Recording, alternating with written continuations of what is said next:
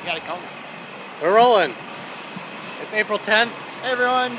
Welcome back to GameWalks. GameWalks. Today on GameWalks, we decided we would talk about some of our favorite iPhone games that we're playing right now. It's been a while since we did an iPhone episode. Yep. Or I should say mobile device. Mobile device. I don't want to discriminate against Android users. Your tablet, your Android. It's all good. Yeah. We are open to everything. Well, last time we spoke, we talked about Ridiculous Fishing. Ridiculous Fishing. That was a pretty fun game. So I kind of finished Ridiculous Fishing essentially.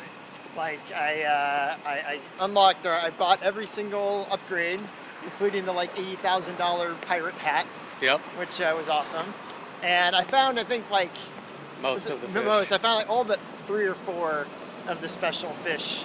And maybe I'll have to read online about how to find the other ones. I found the other ones, but you have to read online to do it. Okay. It's a slimy.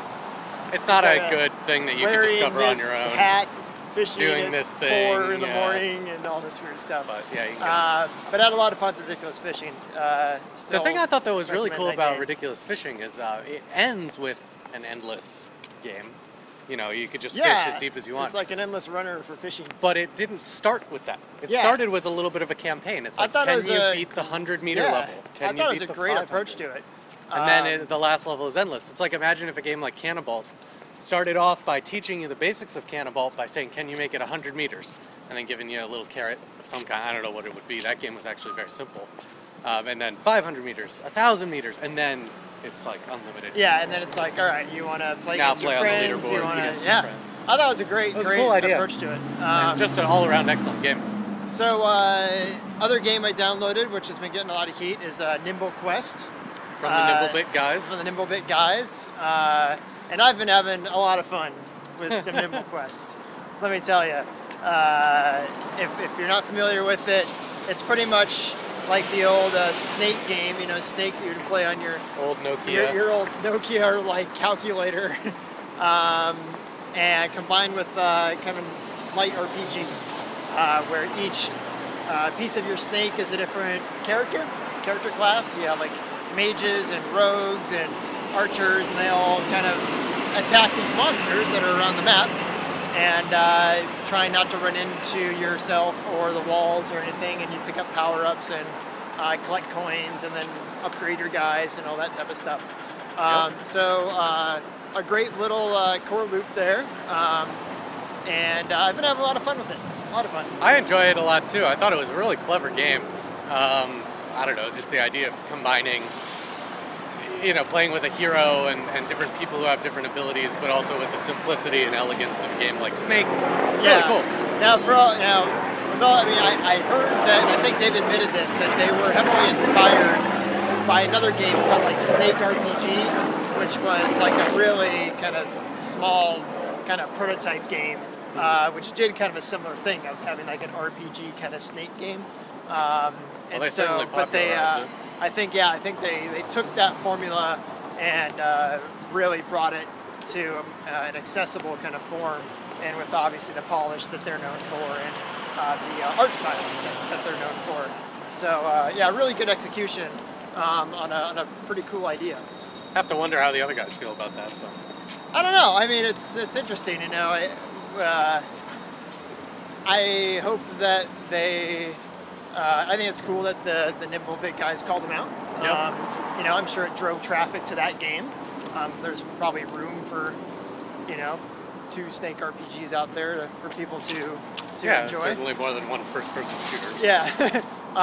So, I mean, I hope they see it as a sign of respect, and may inspire them to make a Snake RPG too. I've been really enjoying Nimble Quest as well, although I will say it is a very frustrating game when you die. You can die very quickly in that game. And lots of gameplay. I've gotten to about maybe like level 8 or 9, something around there. The depths. I got to one of the fire people, Yeah, that one's hard. tough. I don't even know what the trick is.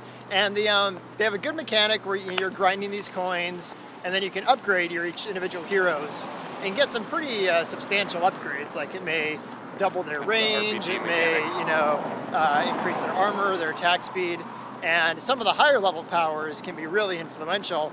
But man, the grind to get there To get back to where you were. is forever. Like, I mean, each hero has like 3 stars. The first star, pretty simple. You can kind of grind that out.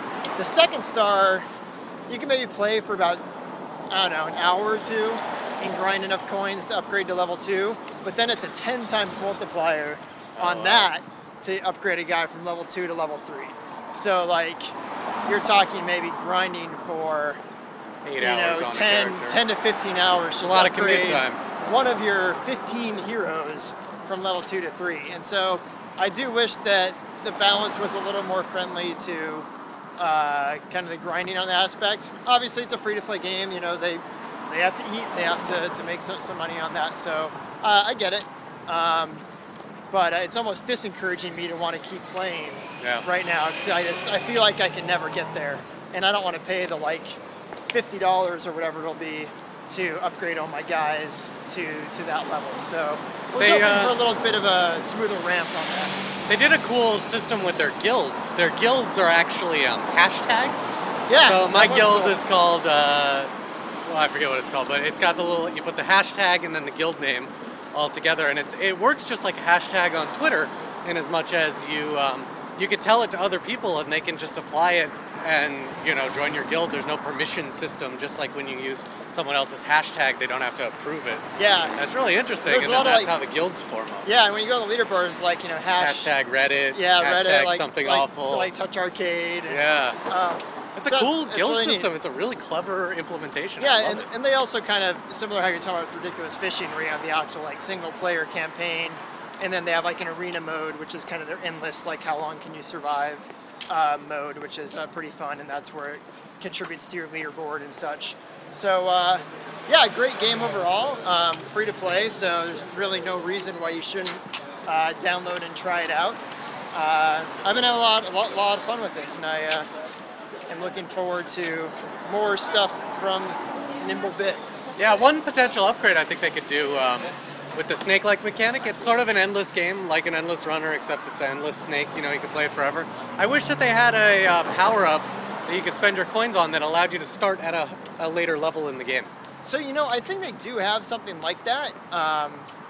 Because you could do that in Temple Run. I remember you like mentioning that. Boosters. And I think the power up on the far left-hand side, whenever you're at the start of a map, can skip that one.